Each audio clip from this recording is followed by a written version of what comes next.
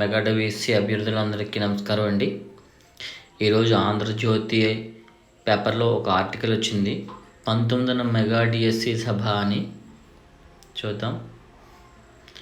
ఇక్కడ ముఖ్యంగా ఎమ్మెల్యేలందరూ పాల్గొనేలా సన్నాహాలు, సచివాలయ సమీపంలో నిర్వహణకు కసరత్తు, ఈ సభలోనే అభ్యర్థులకు అపాయింట్మెంట్ ఆర్డర్లు, దసరా సెలవుల్లో కొత్త టీచర్లకు శిక్షణ, కౌన్సిలింగ్, బడుల పునఃప్రారంభం రోజున వీరంతా విధుల్లోకి అన్నారు.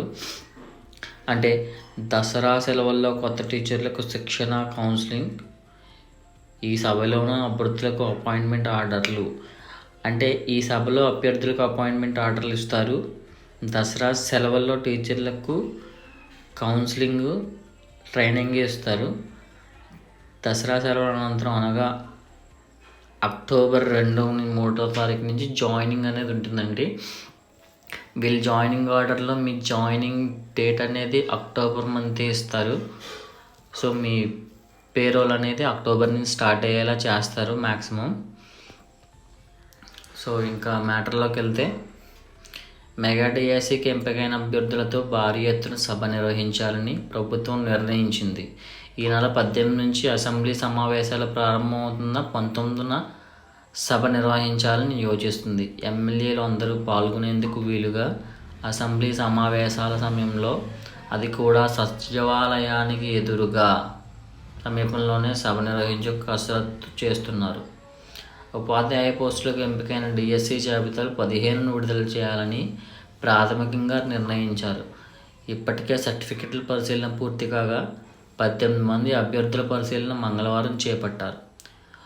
ఉద్యోగాలకు అర్హులుగా భావిస్తున్న వారి జాబితాను మరోసారి పరిశీలిస్తున్నారు. అన్ని జిల్లాల డిఈఓలు, ఆర్జేడీలను మంగళగిరిలో విద్యాభవన్కు తీసుకొచ్చి సోమవారం ఈ ప్రక్రియ ప్రారంభించారు. 2 రోజుల్లో ఈ పరిశీలన పూర్తయిన తర్వాత జాబితాను జిల్లాలకు పంపించి డిఎస్సి కమిటీలతో సంతకాలు చేయిస్తారు. అనంతరం 15న తుది జాబితా ప్రకటిస్తారు. అమరావతిలో నిర్వహించే సభలో అభ్యర్థులకు అపాయింట్మెంట్ ఆర్డర్లు ఇస్తారు. దసరా సెలవుల్లో కొత్త టీచర్లకు శిక్షణ కార్యక్రమాలతో పాటు కౌన్సిలింగ్ నిర్వహించి పోస్టింగ్లు ఇస్తారు. సెలవుల అనంతరం బడుల పునఃప్రారంభం రోజున కొత్త టీచర్లు ఉండాలని పాఠశాల విద్యాశాఖ లక్ష్యంగా పెట్టుకుంది. సో దీని సారాంశం మీకు ఆల్రెడీ చెప్పానండి. సో 15 తుది జాబితా ప్రకటిస్తారు అంటే మీకు ఈరోజు 10th, ఇంకా 5 days వీళ్ళు పెట్టుకున్నారు.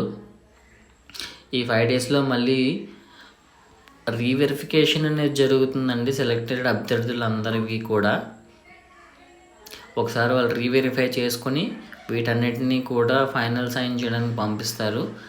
15 ప్రాథమికంగా పెట్టుకున్నారు అంటే 15 కూడా కన్ఫర్మ్ కాదు. ఇంకో 2 రోజులు పైకే వెళ్ళచ్చు. సో అలా చూసుకున్నా కూడా మీకు 19న సభ అయితే నిర్వహించే అవకాశం ఉంది. వీళ్ళ జాయినింగ్ ఆర్డర్లు ఇస్తారు కానీ మీ పేరోల్ మాత్రం అక్టోబర్ నుంచే స్టార్ట్ అవుతుంది. ఎందుకంటే ఈ 10 days కూడా వాళ్ళ పేరోల్లో కలపరు. ఏ ట్రైనింగ్ పీరియడ్ని మీకు శాలరీ రాదు. ఇదైతే కన్ఫామ్. సో మీకు జాయినింగ్ అనేది అక్టోబర్కి ఉంది కాబట్టి ఈ 20th సభ ఉండే అవకాశం ఉంది. ఖచ్చితంగా అభ్యర్థులందరూ దానికి ప్రిపేర్ అవ్వండి. Thank you very much guys. Follow me for more updates. Please subscribe and like the video.